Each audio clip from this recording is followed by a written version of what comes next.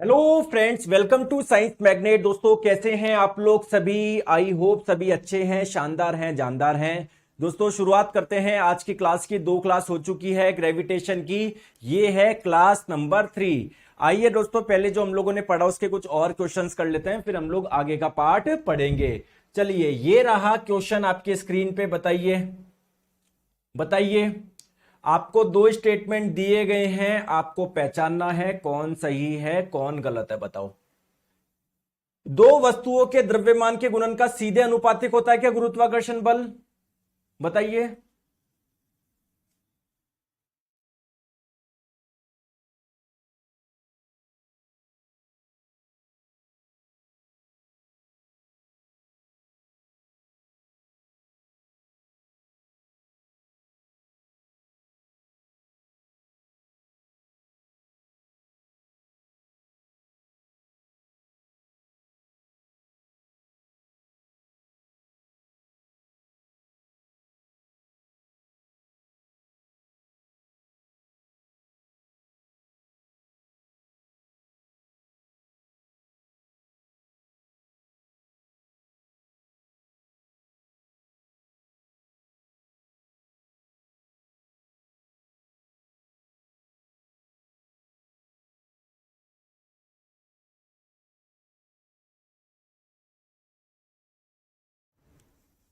ठीक है, चलिए।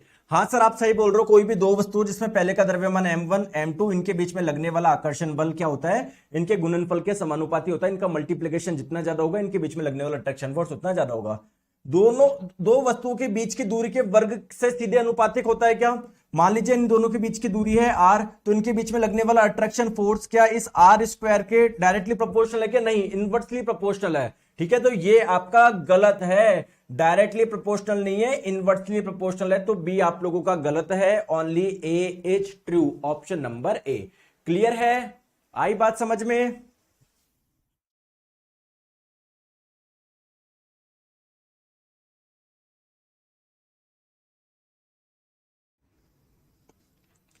चलिए, नेक्स्ट क्वेश्चन आपके स्क्रीन पे। जो सार्वत्रिक गुरुत्वाकर्षण नियतांक है, जिसे कैपिटल जी से आप लोग रिप्रेजेंट करते हो, उसका मात्रक क्या है? तो आप लोगों को पता है कैपिटल जी की जो वैल्यू होती है कितनी होती है? 6.67 into 10⁻⁻11 newton metre square upon kilogram square. तो इसका मात्रक हो गया ये। इसको मैं कैसे लिख सकता हूं? न्यूटन मीटर स्क्वायर और किलोग्राम स्क्वायर ऊपर आके क्या बन जाएगा? किलोग्राम की पावर -2 बन जाएगा। ऑप्शन नंबर बी आपका सही आंसर हो जाएगा। क्लियर है क्या?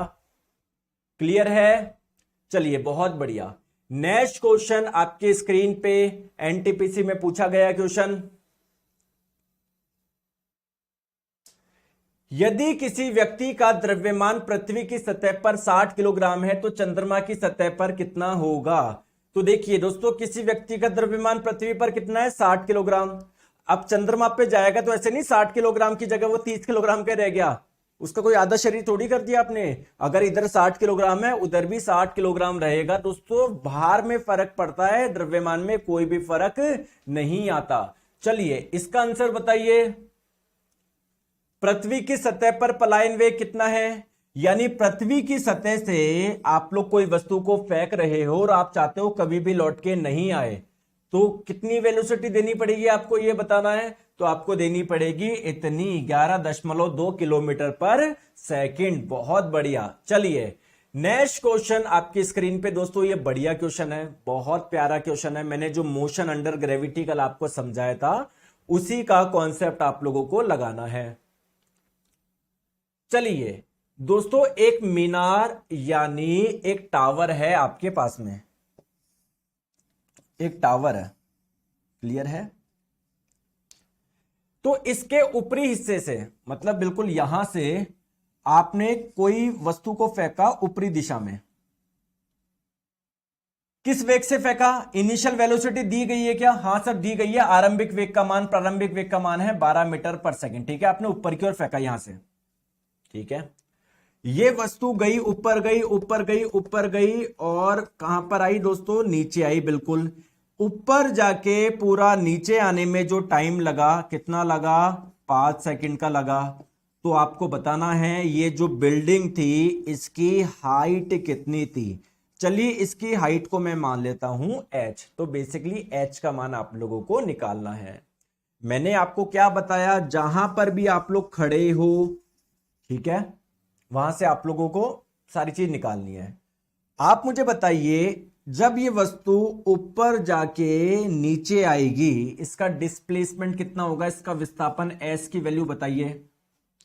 तो दोस्तों आपने यहां से फेंकी, आई कहां पर, यहां पर, इसका डिस्प्लेसमेंट विस्थापन कितना हुआ, h हुआ। तो प्लस h लू या माइनस h लू, आपको पता है सर जहां से फेंकते हो, मतलब यहां से फेंका ना, वस्तु कहां पर आई है सर, नीचे की ओर आई है यार, नीचे की ओर आई है, तो डिस्प्लेसमेंट की वैल्यू मैं क्या लूंगा, माइनस h लूंगा। ठीक है, ठीक है, सारी वैल्यू पुट करिए। s बराबर आप लोग जानते हैं ut plus half AT square, तो s की वैल्यू मैंने रखी माइनस h।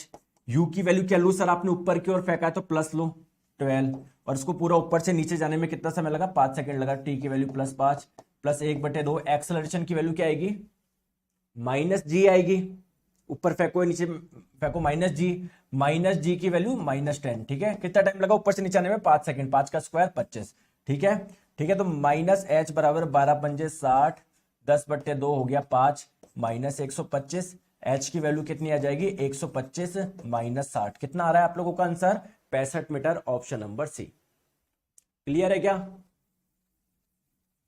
सर? गौरवकांत आपसे कुछ कह रहा है, सुन लीजिए, सुन लिया। वो गौरवकांत बोल रहे हैं सर इतना स्लो मत पढ़ाओ, इतना ही पढ़ाऊंगा मैं। ठीक है, ठीक है गौरव जी, अगर आपको ज्यादा सुपर माइंड हो आप लोग, तो जब क्लास खत्म हो जाए ना उसके बाद में 4x पे देख लिया करो। ठीक है, क्योंकि आपका अल्बर्ट आइंस्टाइन के बाद में आप ही का तो दिमाग है। एक बार आना, जब रेलवे का रिजल्ट आए ना मेरे पास आना लेके अपना रिजल्ट, बोले सर देखो, आ गई बात समझ में। चलिए चलिए दोस्तों, नेक्स्ट क्वेश्चन आपके स्क्रीन पे। स्वतंत्र रूप से किसी पिंड के गिरने 2 सेकंड पर में तय की जाने वाली दूरी, distance covered by body in free falling. स्वतंत्र रूप से किसी पिंड के गिरने में 2 सेकंड में तय की गई जाने वाली दूरी कितनी होगी। जैसे क्या बोला जा रहा है, जैसे मान लीजिए आप कोई वस्तु है, उसको सिंपल आप लोग क्या कर रहे हो, छोड़ रहे हो, तो ये 2 सेकंड में कितना चल लेगा, 2 सेकंड में कितना नीचे आ जाएगा, ये आप लोगों को बताना है। क्लियर है? चलिए आइए मैं आपको बताता हूं। आप लोग दोस्तों यहां से छोड़ रहे हो, ठीक है, तो 2 सेकंड में कितना नीचे आ जाएगा ये आपको बताना है। एक सिंपल समीकरण लगा दूं, s बराबर ut plus half AT square, कोई दिक्कत तो नहीं है किसी को। तो 2 सेकंड में इसका कितना डिस्प्लेसमेंट हो जाएगा ये आपको निकालना है, s की वैल्यू निकालनी है। ठीक है, u का मान क्या है सर, सिंपली आपने छोड़ी है, सिंपली आपने छोड़ा है, कोई वेग नहीं दिया, तो u का मान कितना है, 0 है, तो ये पूरा का पूरा हो जाएगा 0 प्लस 1/2। एक्सेलरेशन की वैल्यू क्या लोगे सर, -g लोगे, तो g का मान 10 मान लो, तो -10। कितने टाइम में पूछ रहे हो, 2 सेकंड में, 2 का स्क्वायर 4, तो 4/2 हो गया 2, तो डिस्प्लेसमेंट की वैल्यू कितनी आ गई, -20 मीटर आ गई। माइनस का मतलब क्या है, नीचे की ओर आ रहा है, तो 20 मीटर डिस्प्लेसमेंट हो गया इसका। ठीक है, अगर आप लोग 9.8 लेते वैल्यू तो आपका आंसर आपका आता है 19.6, हमने 10 लिया है तो कितना जाएगा 20। गौरव कांत जी सर आप तो नाराज हो गए, आप तो नाराज जैसी बातें करो ना, तेज पढ़ाओ धीरे पढ़ाओ, वो आप थोड़ी बताओगे मुझे। ठीक है, तो जो आपके लिए बेस्ट है वो चीजें मैं यहां पर कर रहा हूं, तो आप अपने इनपुट दे रहे हो, तो यार आप तो और भी बहुत बड़े शहंशाह हो, आपको सब कुछ आता है ना, आपको बहुत आसानी से समझ में आ रहा होगा, इसलिए तो बोल रहा हूं जब रिजल्ट आए ना एक बार लेके आना मेरे पास में। चले आगे, तो आई होप आप लोगों को समझ में आ गया, सारी चीजें क्लियर हो गई आप लोगों को, है ना, इजीली आप लोग एग्जाम में क्वेश्चन आप सॉल्व कर सकते हो। चलिए दोस्तों अब हम लोग बात करते हैं, यार एक चीज मुझे बताओ, जैसे ये सन है, सूर्य है, सन अर्थ के चारों ओर चक्कर लगा रहा है या नहीं लगाता, बताओ, लगाता है क्या, बिल्कुल। और मैंने आपको एक चीज बताई थी कि जब भी कोई भी सर्कुलर मोशन करता है, जब भी कोई वृत्तीय गति करता है, तो इस पे बाहर की ओर एक फोर्स लगता है, बोलो हाँ या ना, जिसे आप लोग सेंट्रीफ्यूगल फोर्स बोल रहे थे। ऐसा कुछ मैंने बताया था क्या? तो मेरा क्वेश्चन ये है कि अगर इस पे बाहर की ओर एक फोर्स लग रहा है तो ये बाहर क्यों नहीं जा रही अर्थ, क्यों नहीं जा रही? क्योंकि इस पे अंदर की ओर भी एक फोर्स लग रहा है। कौन सा? सन और अर्थ के बीच में कुछ आकर्षण होगा या नहीं होगा? बिल्कुल। तो ये जो अंदर वाला जो फोर्स है उसे ही आप लोग बोल रहे हैं सेंट्रीपिटल। तो यहां पर सेंट्रीपिटल फोर्स क्या है? Gravitational force. सर मैं सेंट्रीपिटल सेंट्रीफ्यूगल में डिफरेंस मैं कंफ्यूज हो जाता हूं। चलो सब छोड़ो, आप लोग सब छोड़ो। आप तो मुझे एक छोटी सी बात बताइए कि क्या सन और अर्थ के बीच में कुछ अट्रैक्शन होगा या नहीं होगा? बताओ, होगा या नहीं होगा? होगा या नहीं होगा? होगा ना? होगा ना?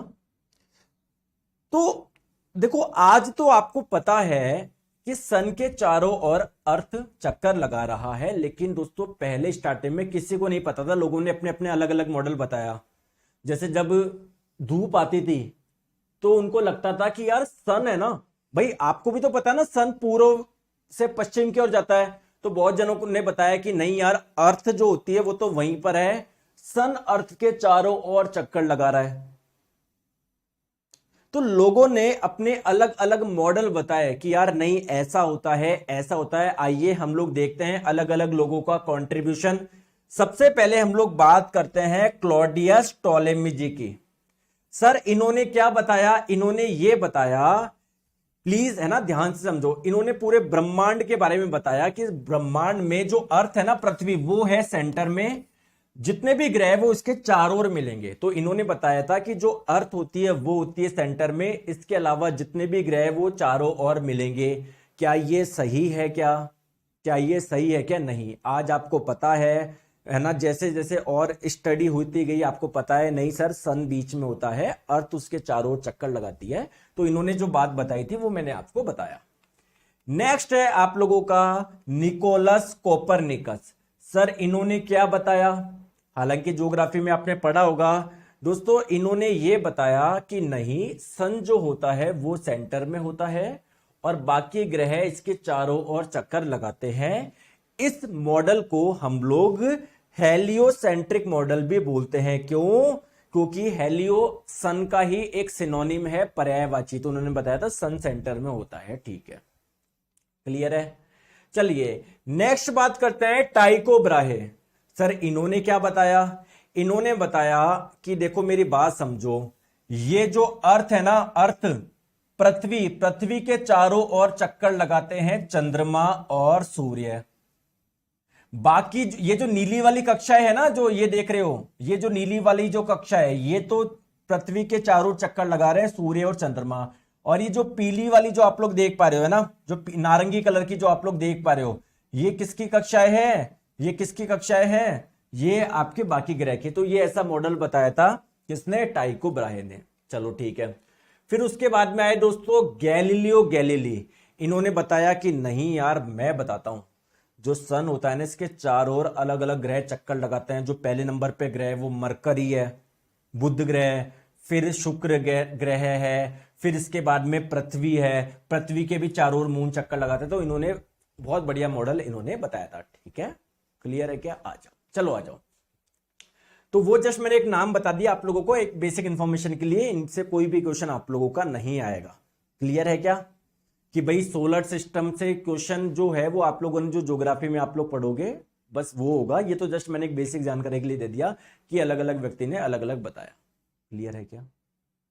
क्लियर है? चले आगे आ जाओ। अब हम लोग बात करते हैं एक छोटी सी, जो सबसे इंपॉर्टेंट है, वो है केपलर साहब। केपलर साहब ने 3 चीजें बताई।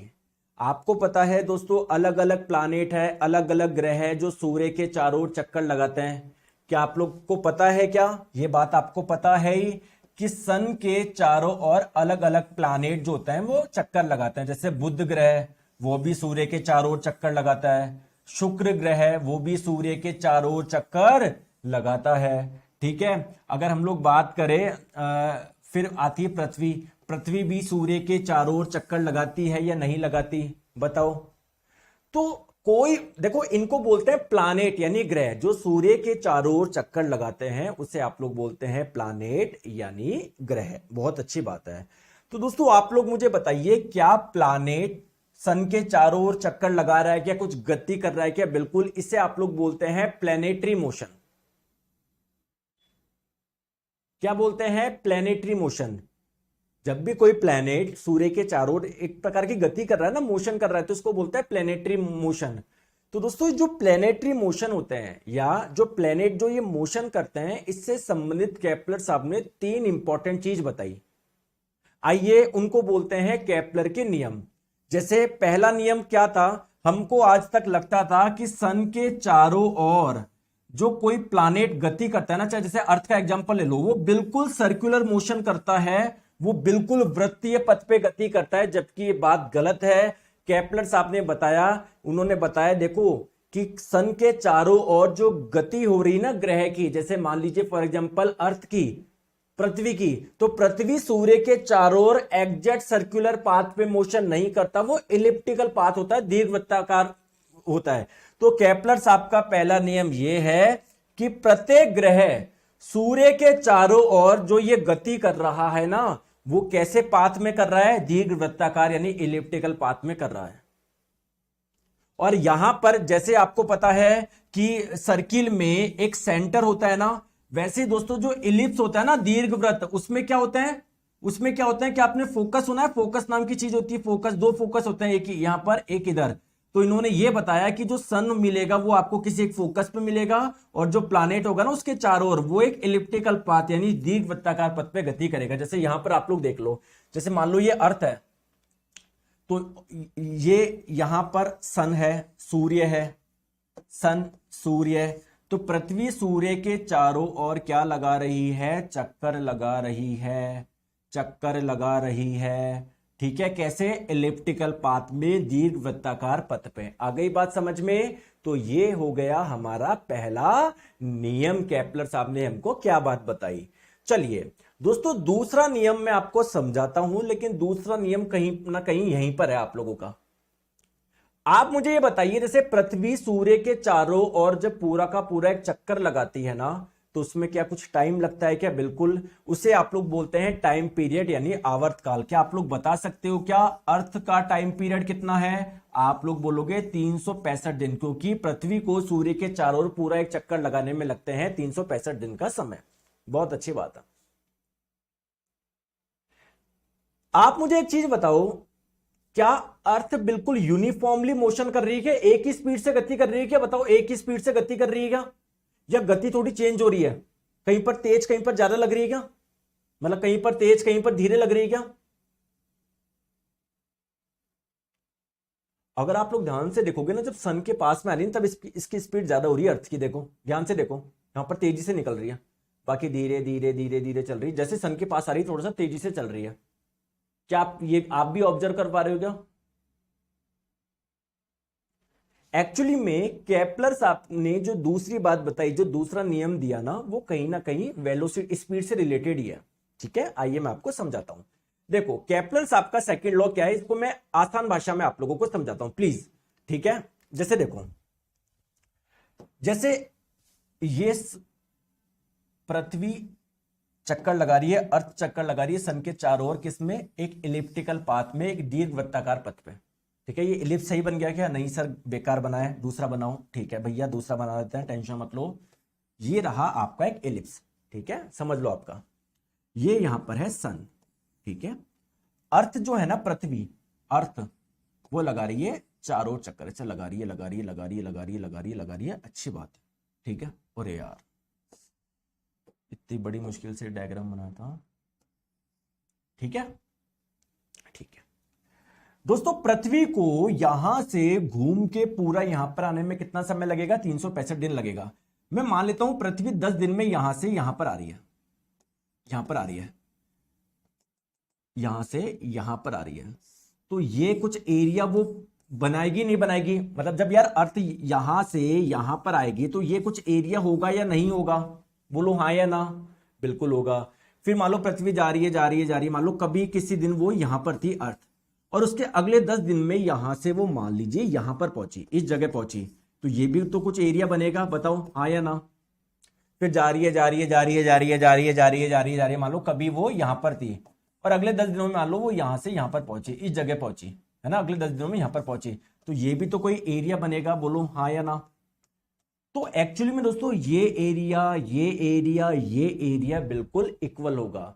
केपलर साहब का दूसरा नियम यह है कि कोई भी ग्रह इक्वल इंटरवल ऑफ टाइम में जो एरिया यहां पर फॉर्म करेगा ना वो बिल्कुल सेम होगा।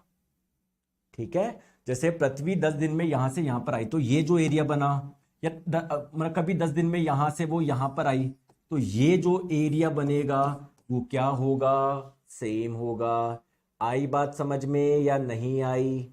आई या नहीं आई समझ में? तो जैसे फॉर एग्जाम्पल पृथ्वी 1 महीने में यहां से यहां पर आई तो ये जो एरिया बनेगा, और कभी भी 1 महीने में जैसे मान लो यहां से यहां पर आई 1 महीने में तो ये जो एरिया बनेगा वो बिल्कुल सेम होगा।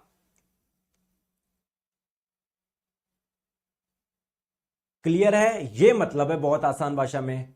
कुल मिला के आप लोग ये बोल सकते हो इसकी एरियल स्पीड जो होगी ना वो कांस्टेंट रहेगी। क्षेत्रीय चाल जो होगी ना वो इसकी फिक्स होगी। मतलब क्या है, जितने टाइम में ये एरिया बनेगा उतने ही टाइम में चाहे कहीं से कहीं पर गति कर ले वो एरिया भी क्या होगा, सेम होगा। क्लियर है क्या? चले आगे। क्लियर है? ठीक है, ठीक है, आगे बात समझ में? आगे बात समझ में? ठीक है, बहुत आसान है। चलिए बात करते हैं दोस्तों केपलर के तीसरे नियम की। दोस्तों केपलर का तीसरा नियम क्या बोलता है, जैसे मान लो ये रहा सन, सूर्य के चारों ओर कोई ग्रह गति कर रहा है। जैसे मान लो ये कोई ग्रह है, कौन सा माने इसको? बुध ग्रह मान ले, मार्स बुध ग्रह, ठीक है। इसके बाद में दोस्तों वीनस होता है, शुक्र ग्रह होता है जो कि सन के चारों ओर चक्कर लगाता है। क्लियर है? क्लियर? दोस्तों आप लोग मुझे बताइए मरकरी यानी बुध ग्रह को पूरा एक चक्कर लगाने में जो समय लगेगा, क्या उतना ही समय वीनस शुक्र को इसके चारों ओर पूरा एक चक्कर लगाने में उसको भी क्या उतना ही समय लगेगा क्या? नहीं सर, क्योंकि वीनस शुक्र को यार कितनी ज्यादा दूरी, मतलब यार इसको कितना लंबा चक्कर लगाना पड़ रहा है, जबकि मरकरी को छोटा सा ही चक्कर लगाना पड़ रहा है। अगर हम लोग बात करेंगे अर्थ की, बात करेंगे अगर हम लोग पृथ्वी की, तो पृथ्वी को पूरा एक चक्कर लगाने में और भी ज्यादा समय लगेगा। ये बात सही है क्या? तो केपलर साहब ने तीसरे नियम में यही बात बताई गई है, जिस ग्रह की कक्षा जितनी लंबी होगी उसको पूरा एक चक्कर लगाने में, यानी उसका टाइम पीरियड, उसका आवर्तकाल क्या होगा, उतना ही ज्यादा होगा। आई बात समझ में? सर एग्जैक्ट कितना होगा? एग्जैक्ट कितना होगा आइए मैं आपको बताता हूं।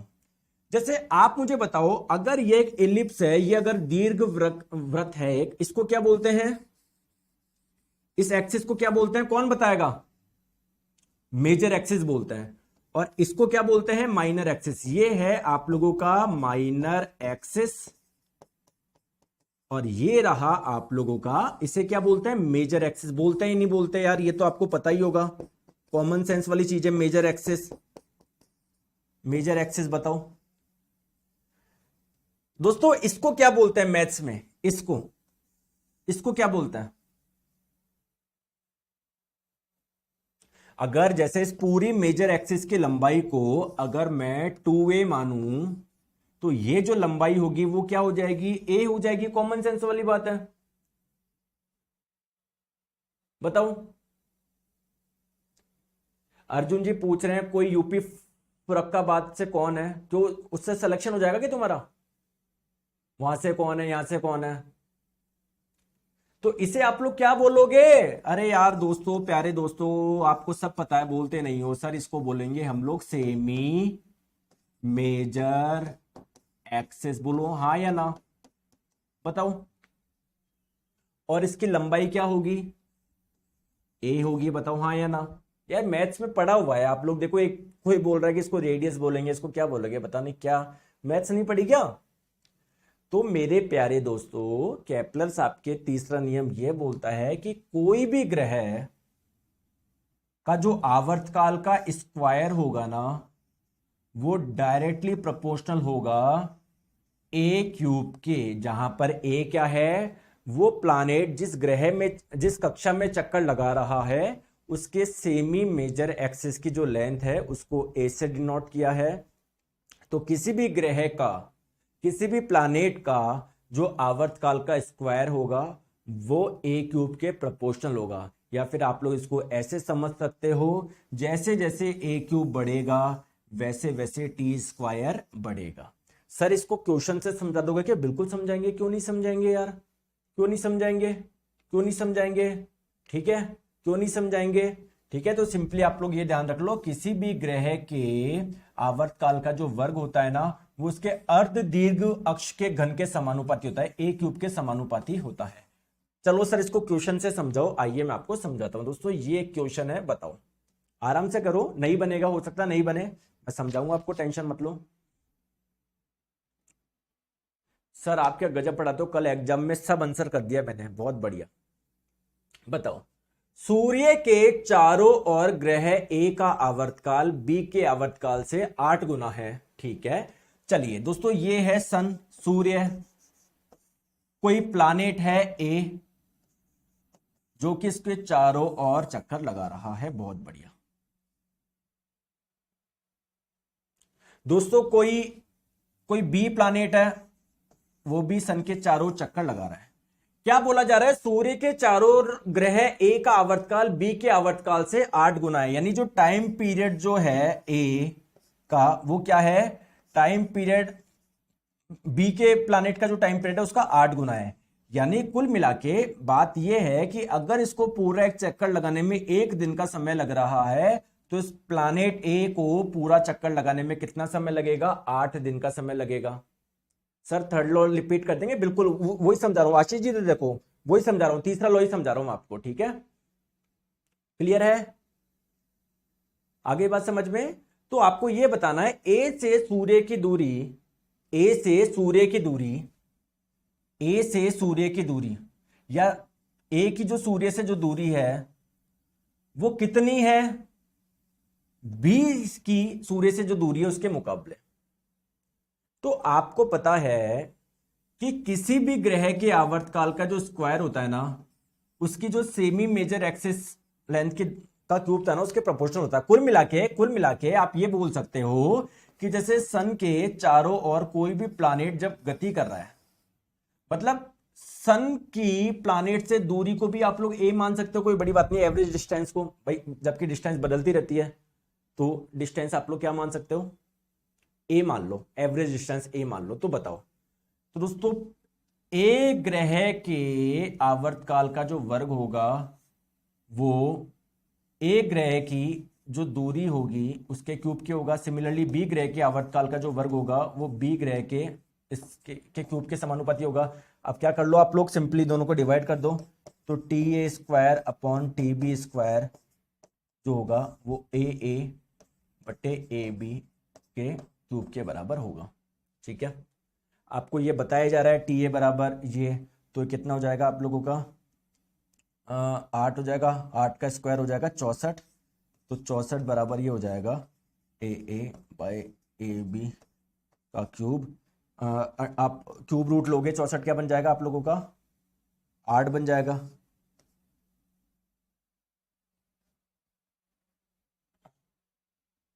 भाई कुछ गलत तो नहीं कह रहा हूं, रुको मैंने एक बार रुको। हाँ 64 का क्यूब रूट लोगे क्या हो जाएगा? 4 आ जाएगा ना, 4 आ जाएगा ना, 4 तो 4 बराबर ये आ गया।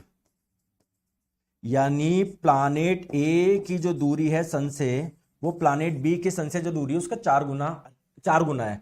कितना अधिक है? 3 गुना अधिक है, ऑप्शन नंबर बी। सर मेरी क्लास नहीं चल रही है, सबकी चल रही है। सर दोस्तों बैक करके कर लो। आपसे पूछा जा रहा है कितना गुना अधिक है, ये नहीं पूछा जा रहा कितना गुना है, कितना गुना है ये नहीं पूछा जा रहा, पूछ रहा है कितना गुना अधिक है। 3 गुना अधिक है, क्योंकि समझ रहे हो बात को, आपसे ये नहीं पूछा जा रहा कितना गुना है, आपसे पूछा कितना गुना अधिक है। चलो और एक क्वेश्चन करते हैं जिससे और क्लियर हो जाएगा। बताओ, किसी ग्रह की कक्षा की त्रिज्या पृथ्वी की कक्षा की त्रिज्या से 2 गुना है।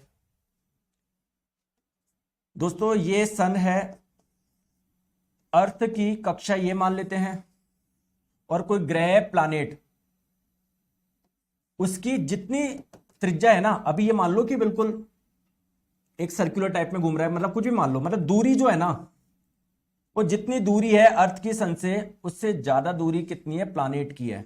तो इसको पूरा एक चक्कर लगाने में इसका टाइम पीरियड जो होगा ना वो आपको बताना, इस ग्रह का आवर्तकाल। दोस्तों टाइम पीरियड आपको अर्थ का पता ही है, पृथ्वी का आवर्तकाल आपको पता ही है कितना होता है, 365 दिन। अब आपको इस प्लानेट का टाइम पीरियड आप लोगों को बताना है, बताओ। तो आपको सिंपली क्या करना है, टी स्क्वायर जो होता है वो डायरेक्टली प्रोपोर्शनल होता है दूरी के वर्ग के, तो टी स्क्वायर बटे T square P equals to earth की जो वो है बटे उस प्लानेट की जो दूरी है, इसका क्यूब कर दो, क्या दिक्कत है। क्लियर है। अरे अरुण राजपूत ब्लॉक करूं क्या तुम्हें, यूपी फरक्काबाद से कौन कौन है, एक ही कमेंट कर रहे हो, पढ़ाई कर नहीं रहे हो है। तो टीई अपॉन टीपी का होल स्क्वायर किसके बराबर होगा, ए ई बाई ए पी। तो भैया आपको पता है ए पी की वैल्यू क्या है, 2 गुना है जो ए ई है। ए ई आपने किसको बोला, जो सन से अर्थ के बीच की दूरी है उसको ए ई बोल दो, सन से इस प्लानेट की जो दूरी है उसको ए पी बोल दो। बात क्लियर है क्या। तो A E upon A P equals to 1/2, 1/2 ऊपर क्यूब हो जाएगा 1/8। क्लियर है क्या, क्लियर क्लियर।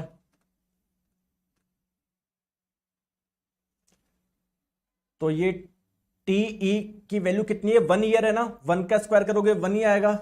तो 1 बराबर T square P by 8, T square P की वैल्यू आ गई 8 और इसका टीपी यानी उस प्लानेट का टाइम पीरियड क्या होगा, √8। √8 कर लो कितना आ जाएगा, √8 कितना आएगा, 8 का √ कितना होता है, 8 का होता है सर 2√2 और 1.4, 1.4 को मल्टीप्लाई करो 4.2 आ रहा है क्या, ऑप्शन नंबर ए आंसर आ रहा है यार मेरे हिसाब से तो। नहीं नहीं नहीं 4 2 2 1 1.4 इंटू 2 2.8 आ रहा है, ऑप्शन नंबर बी। क्लियर है, आ गई बात, समझ गई, समझ गए बात को, ठीक है। चलिए तो ये थे आप लोगों के केपलर के नियम, कुछ भी नहीं है दोस्तों, सिंपल सी बात है कि यार जितनी ज्यादा दूरी होगी उतना ज्यादा टाइम लगेगा, सिंपल सी बात है। चलो आ जाओ, चलिए अब हम लोग बात करते हैं, ये तो हो गया हमारा पूरा ग्रेविटेशन चैप्टर कंप्लीट। अब हम लोग बात करते हैं फ्लूइड के बारे में, समझते हैं। दोस्तों मुझे बताओ फ्लूइड किसको बोलते हैं। देखो बहुत जनों को लगता है लिक्विड को ही फ्लूइड बोलते हैं, फ्लूइड ही लिक्विड है, लिक्विड ही फ्लूइड है। दोस्तों ये बात आप लोगों की सही नहीं है, पूरी तरीके से सही नहीं है। हाँ आप लोग फ्लूइड को लिक्विड मान सकते हो, बट एक्चुअली में आपको समझना पड़ेगा फ्लूइड किसको बोलता है। दोस्तों आपको पता है मैटर जो होता है ना, पदार्थ, उसकी वो 3 अवस्था में मिलता है, तो ठोस अवस्था में भी मिलता है, लिक्विड अवस्था में भी मिलता है यानी तरल अवस्था में भी मिलता है, और गैस अवस्था में मिलता है। लिक्विड और गैस दोनों को ही हम लोग क्या बोलते हैं, फ्लूइड बोलते हैं। दोनों को ही क्या बोलते हैं, फ्लूइड बोलते हैं। ध्यान रखिए लिक्विड भी आपका एक फ्लूइड है, गैस भी आपका क्या है, एक फ्लूइड है। बात आई समझ में, ठीक है। दोस्तों ये जो फ्लूइड है, चाहे आप लिक्विड बोल दो, ये जो लिक्विड है इसकी कुछ प्रॉपर्टीज होती है, कुछ डेंसिटी भी होती है। सर डेंसिटी तो हम लोग जानते हैं क्या होता है, सर उसके मास में भाग लगा दो वॉल्यूम का, उसका द्रव्यमान कितना है उसमें भाग लगा दो उसके आयतन का, आपको सर उसकी डेंसिटी पता पड़ जाएगी। लेकिन मैं अगर आप लोगों से पूछूं उसकी रिलेटिव डेंसिटी निकालो, सर ये तो मुझे आता ही नहीं है। अगर मैं आप लोगों से पूछूं उसकी वेट डेंसिटी निकालो, सर ये तो आता ही नहीं है। तो आपको कुछ प्रॉपर्टी समझनी पड़ेगी, क्या क्या डेंसिटी क्या होता है, ये क्या होता है, एक एक चीज समझते हैं।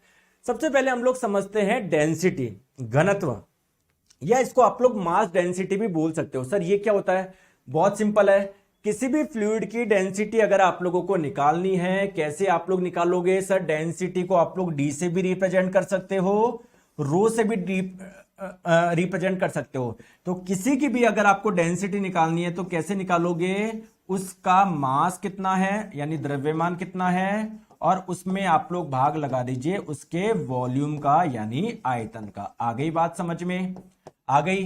जैसे क्वेश्चन बताओ, जैसे मैंने आप लोगों को बोला कि यार एक तरल है, एक तरल है, और देखो ऐसा ही मात्रा क्या होगा द्रव्यमान का, किलोग्राम होगा। बताओ आयतन का ऐसा ही मात्रक क्या होगा, भूल गए क्या? Metre cube.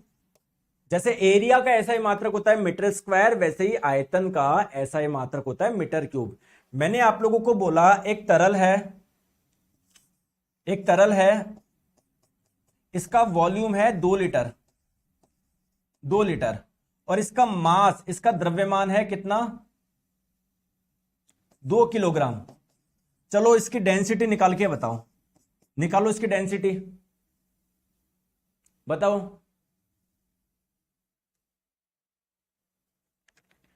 अरे लोकेश कुमार जी इधर पूछ लो, कुछ डाउट है तो एक ही कमेंट करो, सर मैंने व्हाट्सएप पे फोटो भेज दी सर, उसका क्या होगा?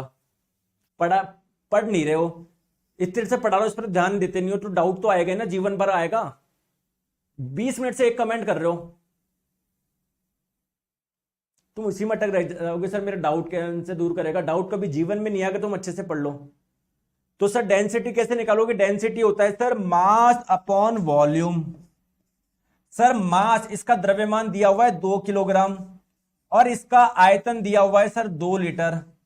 लेकिन दोस्तों आपको पता है मैंने आपसे यह पूछा है डेंसिटी का मान निकालो किलोग्राम पर मीटर क्यूब में, तो सर इस आयतन का मान तो लीटर में दिया हुआ है, मैं मीटर क्यूब में कैसे निकालूं? मेरे प्यारे दोस्तों 1 मीटर क्यूब में होता है 1000 लीटर, 1000 लीटर, या फिर आप लोग बोल सकते हो 10 की पावर 3 लीटर। समझ में आ गया दोस्तों? 1 लीटर किसके बराबर हो जाएगा? 10 की पावर -3 मीटर क्यूब के बराबर हो जाएगा। हो जाएगा या नहीं हो जाएगा बताओ? हो जाएगा या नहीं हो जाएगा? तो अगर मैं आपसे बोलूं 2 लीटर में कितना मीटर क्यूब होगा, तो 1 लीटर में अगर इतना होता है, 2 में कितना हो जाएगा? 2 से गुना कर लो, 2 गुना 10 की पावर -3 मीटर क्यूब, और ऊपर क्या है? 2 किलो है ही। ठीक है, तो 2 से 2 कट जाएगा, 10 की पावर -3 ऊपर जाके हो जाएगा 10 की पावर +3, तो 10 की पावर 3 किलोग्राम पर मीटर क्यूब, या फिर आप लोग बोल सकते हो 1000 किलोग्राम पर मीटर क्यूब। बताओ आई बात समझ में? सिंपल सा है दोस्तों, क्यों कंफ्यूज हो रहे हो? डेंसिटी का फॉर्मूला नहीं पता क्या? द्रव्यमान में भाग लगा दो आयतन का, आयतन लेना है आपको मीटर क्यूब में। अगर लीटर में दिया हो तो आप लोग उसको मीटर क्यूब में बदल सकते हो, कैसे बदलोगे मैंने आप लोगों को बता दिया। ठीक है, आ जाओ। चलो नेक्स्ट क्वेश्चन, नेक्स्ट है आपका स्पेसिफिक वेट या वेट डेंसिटी। दोस्तों ये क्या होता है? मास डेंसिटी कैसे निकालते हो? मास अपॉन वॉल्यूम, द्रव्यमान बटे आयतन। तो अगर आप लोगों से वेट डेंसिटी पूछ लिया जाए, भार, घनत्व भार पूछ लिया जाए, तो क्या करना है? उसके भार में भाग लगाना उसके आयतन का। क्लियर है क्या? क्लियर है? अरे बात समझ गए क्या? तो वेट डेंसिटी क्या होता है? किसी का वेट, भार बटे उसका वॉल्यूम यानी आयतन। क्या दिक्कत है यार? सिंपल से 2 फॉर्मूले, और क्या है? ठीक है, चलो आ जाओ। नेक्स्ट बात करते हैं स्पेसिफिक ग्रेविटी, विशिष्ट गुरुत्व, जिसे आप लोग रिलेटिव डेंसिटी भी बोलते हैं, भी बोलते हैं, आपेक्षिक घनत्व भी बोलते हैं। बताओ क्या होता है आपेक्षिक घनत्व? बताओ क्या होता है? रिलेटिव डेंसिटी क्या होता है? दोस्तों अगर आपको किसी भी पदार्थ की रिलेटिव डेंसिटी निकालनी है, आपेक्षिक घनत्व निकालना है, कैसे निकालोगे रिलेटिव डेंसिटी? कैसे निकालोगे? किसी भी पदार्थ की रिलेटिव डेंसिटी निकालनी है तो आपको क्या करना है? उस पदार्थ का घनत्व लेना है, उस पदार्थ का घनत्व लेना है बट्टे भाग लगाना है स्टैंडर्ड, स्टैंडर्ड पदार्थ का, पदार्थ के घनत्व का भाग लगाना है। स्टैंडर्ड यानी मानक, मानक पदार्थ का घनत्व से भाग लगा देना है। अगर कोई सॉलिड है, अगर कोई लिक्विड है, उसके लिए स्टैंडर्ड पदार्थ किसको मानते हैं? पानी को मानते हैं, पानी को। और पानी का घनत्व होता है 1000 किलोग्राम पर मीटर क्यूब। अगर कोई गैस है तो उसके लिए स्टैंडर्ड यानी मानक पदार्थ किसको मानते हैं? एयर को मानते हैं, और एयर की डेंसिटी होती है लगभग 1.4 किलोग्राम पर मीटर क्यूब। चलिए क्वेश्चन सॉल्व करिए। मैंने आपको बोला मरकरी जो है, मरकरी यानी पारा, जिसका घनत्व होता है 13,600 किलोग्राम पर मीटर क्यूब। चलिए इसकी रिलेटिव डेंसिटी निकालो, इसका आपेक्षिक घनत्व निकालो, या स्पेसिफिक ग्रेविटी बोल दो, बात एक ही, निकालो।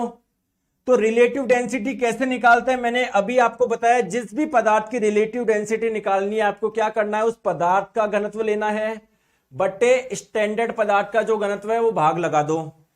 तो आपको बताना है मरकरी की, तो मरकरी की रिलेटिव डेंसिटी निकालनी है तो मरकरी का डेंसिटी लिखना पड़ेगा ऊपर, बटे जो स्टैंडर्ड पदार्थ है उसकी डेंसिटी से भाग लगा दो। मैंने अभी भी आपको बताया है जो सॉलिड होते हैं, जो लिक्विड होते हैं, उनके लिए स्टैंडर्ड कौन होता है, पानी होता है। तो जो मरकरी है, पारा है, इसके लिए भी स्टैंडर्ड कौन होगा, पानी होगा। और पानी का घनत्व आप लोगों को पता है 1000 किलोग्राम पर मीटर क्यूब, अभी भी मैंने बताया है। तो बताओ कितनी होगी मरकरी की रिलेटिव डेंसिटी, कितनी आ जाएगी, 13.6। बताओ। मैंने आपको बोला एक मेटल है, एक धातु है, इसकी डेंसिटी है 5000 किलोग्राम पर मीटर क्यूब। बताओ इसकी रिलेटिव डेंसिटी बताओ। तो रिलेटिव डेंसिटी निकालने के लिए कैसे करते हो, जिस भी पदार्थ की निकालनी है उस पदार्थ का घनत्व और उसमें भाग लगा दो पानी के घनत्व के। जितने भी ठोस और तरल होते हैं उसके लिए स्टैंडर्ड पानी होता है। तो 1000 किलोग्राम पर मीटर क्यूब आंसर आ जाएगा आप लोगों का 5। बताओ क्या दिक्कत है, बताओ क्या दिक्कत है, कोई दिक्कत है क्या? ठीक है। तो लिक्विड के लिए स्टैंडर्ड जो है वो वाटर है, लिक्विड और सॉलिड के लिए वाटर है, बाकी के लिए एयर। ठीक है। चलिए कंप्रेसिबिलिटी क्या होता है दोस्तों? कंप्रेसिबिलिटी ये बताता है कि किसको आप लोग कितना कंप्रेस कर सकते हो। कोई पदार्थ फोर्स लगने पर कितना ज्यादा कंप्रेस हो सकता है, उसकी इस प्रॉपर्टी को, उसकी इस विशेषता को बोलते हैं कंप्रेसिबिलिटी, यानी संपीड़ितता। तो अगर मैं आप लोगों से पूछूं सॉलिड ज्यादा कंप्रेसिबल होते हैं, लिक्विड होते हैं या गैस होते हैं, तो आप लोग बोलोगे लिक्विड और गैस सर इजीली कंप्रेस हो सकते, मतलब गैस की कंप्रेसिबिलिटी सबसे ज्यादा है। लिक्विड को बस थोड़ा सा ही कंप्रेस कर सकते हो, सॉलिड को और भी कम कर सकते हो। सबसे ज्यादा कंप्रेसिबिलिटी होती है दोस्तों गैस की। क्लियर? ये छोटे से पॉइंट है, कंप्रेसिबिलिटी क्या होता है, डेंसिटी क्या होता है। ठीक है दोस्तों, भी एक क्लास आप लोगों की। तो हाँ, लिक्विड्स आर जनरली, मतलब लिक्विड को बहुत कम कंप्रेस कर सकते हो, ऐसा नहीं लिक्विड कंप्रेस हो जाएगा। ठीक है, लिक्विड को नहीं कर सकते। क्लियर है क्या? गैस बहुत ज्यादा कंप्रेसिबल होती है। ठीक है। चलिए नेक्स्ट है विस्कोसिटी। विस्कोसिटी क्या होता है?